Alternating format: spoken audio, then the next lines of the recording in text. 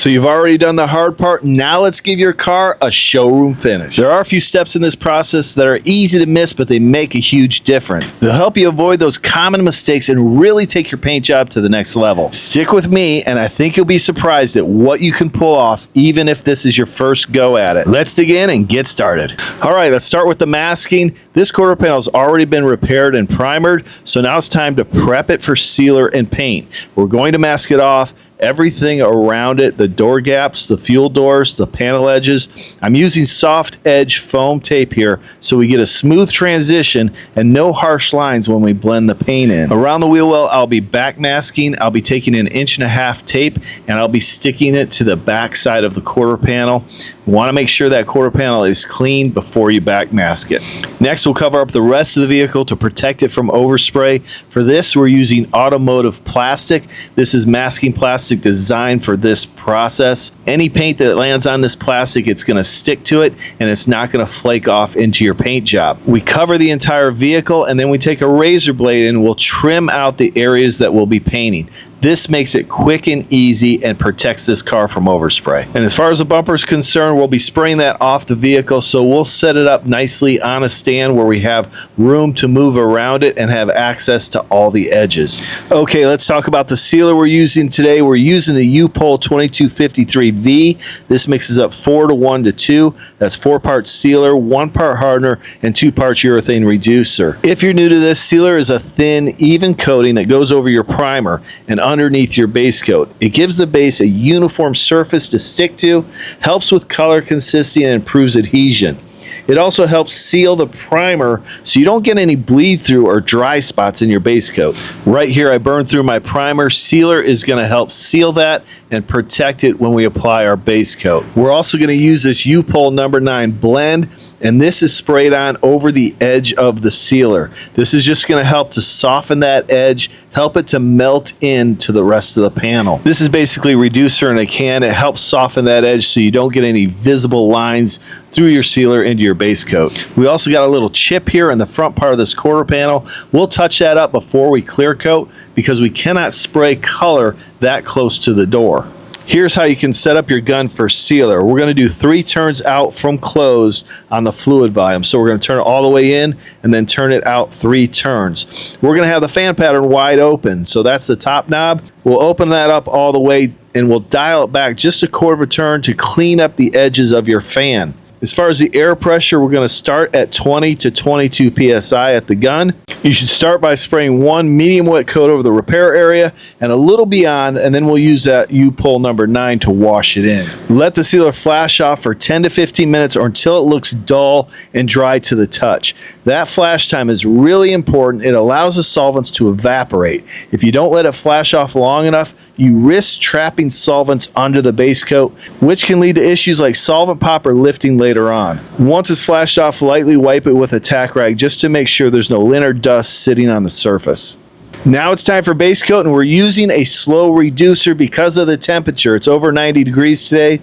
This is going to give it a little bit more open time, especially in warmer temperatures. It lets the base lay out a little bit smoother, and it gives you time to move around larger panels without dry spots. Your first coat should go on medium light. Don't try and cover everything at once. This coat is really just about introducing that paint to the surface and avoiding any reactions. You're waking the panel up.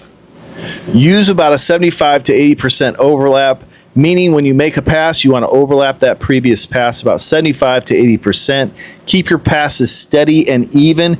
You're going to want to cover the primer first, then blend outward from there. Now there are some different blending techniques. We can go over some of those in a different video. If you want to hear about those, leave me a comment down below. You're typically going to need 2 to 3 coats for full coverage. Now with this yellow and other transparent colors, you may need 4 or more. Now I could have got a little bit better coverage if I would have sealed this with a white sealer. That covers just a little bit better with these transparent colors, but gray is what I had. It's a light gray, so it shouldn't be a problem. Let each coat of base flash for about 10 to 15 minutes. Again, this allows those solvents to escape before the next layer goes on, helping prevent streaks, the mottling, or adhesion problems. I did have a few little particles of dust in this base, so what I did to correct that was I took a little piece of 600 grit sandpaper. It's really fine sandpaper. We knocked down that dust, and then we applied another coat of base over it. Make sure you tack cloth it off before you spray your second coat of base. Here's where I'm expanding the blend of the color into the rest of the panel. So you can see I'm dust coating a little farther out from the repair area. This is going to give us a good transition in this color from the new color to the old color. Here I'm using a light to check the coverage of the color. It's always good to go over this with a light and really inspect all the edges to make sure you got good coverage before you apply your clear coat. One more coat of base and then we're ready for some clear coat, and I know everybody wants to see that, and I've got some great tips for you. Before we hit this with clear, we've got to make sure we've got a good transition in our color. So my last coat of base is going to be a drop coat. And the way we do a drop coat is we just move a little bit farther away from the panel, and as you can see I'm putting a light coat over this quarter panel. Now I'm not going to go right up to the edge of the door because I don't want a difference in the color from the quarter to the door. Now we're ready for some clear coat, and here's where the spray gun setup really matters. And remember, this spray gun setup is just a guide. You can make adjustments to this depending on how you like to spray and as you gain experience. And all guns are a little bit different. But as far as this gun right here, this is the Innocraft Drizzle D1. It's a low volume, low pressure paint gun. I'm going to bump the air pressure up to around 25 PSI with the fan wide open. Again, I will dial that fan pattern back just a quarter of a turn to clean up the edges. And then the fluid volume we're going to have opened up 3 turns out from close. So we close it all the way, open it up 3 turns out. Why does your gun settings matter? Because clear coat needs a good atomization. That means breaking the fluid into fine mist so it lays down smooth and level. And that comes down to 4 things working together. Air pressure, too low and the clear is going to go on chunky and textured. Too high and it'll dry in the air before it hits the panel. Fluid volume, it controls how much clear is coming out. Too much and it'll run, too little and it won't flow out. Your distance, generally about 6 inches from the panel. Too far and it's going to dry before landing, and too close and it's going to pool or sag or look heavy. Your speed is also important. If you move too slow, you're going to overload that panel, make it look heavy. If you move too fast, it'll go on dry and patchy. So it's really important to have a good balance between these 4 things. And if you're new to spraying clear, practice on a test panel first. It'll help you get a feel for how your gun behaves and how those 4 factors work together to atomize your clear coat. Lay your first coat of clear down medium wet. So like the base coat, your first coat is going to introduce that clear to the surface. Make sure you have good adhesion for your second coat. If your first coat's not perfect, that's perfectly fine because we're going to spray a second coat on it, and that's where we're really going to slick it out. Like your base coat, you want to overlap your passes 75 to 80%.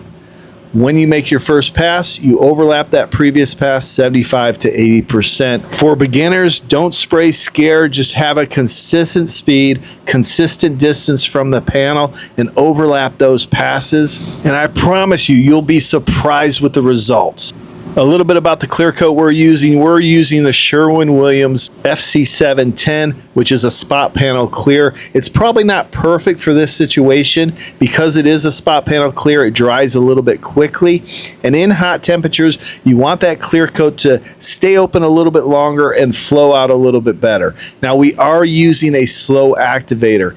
A slow activator is going to allow your clear coat to stay open a little bit longer and flow out a little bit better. There are a lot of different clears out there, so do your research on the clear you're looking for. But I find that this clear sprays well, it's durable, and it cuts and buffs nicely. And if you're interested in any of the tools or products that I use, I have those links down in the description. I only link products that I personally use and have tested and find to be of very good value and quality. After the first coat, this Camaro is really starting to come alive.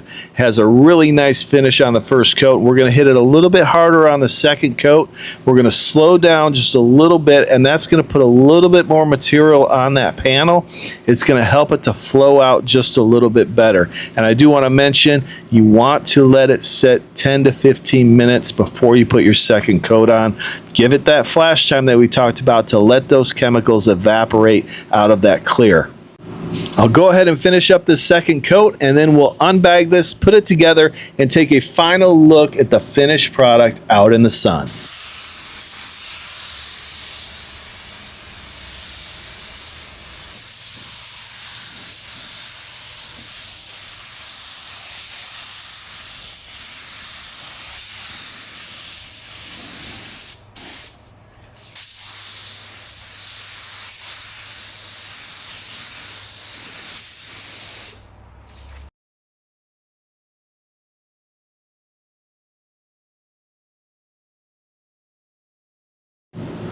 Once it's all laid down and cured, you have a clean, deep finish that looks like it came out of a booth. Even if this is your first time spraying, you guys can do this, follow these steps and procedures. And if you want a reference guide of everything I'm doing here, from masking to final clear, I put together a step-by-step digital guide you can download at GarageNoiseGear.com. It's easy to follow and makes a great companion when you're working in the shop. And hey, if this video helped you out or inspired you in any way, hit that like button and subscribe to the channel. I've got more paint and auto body tutorials on the way, and I'd love to have you along for the ride. I appreciate you watching, and we'll see you on the next episode of Garage Noise.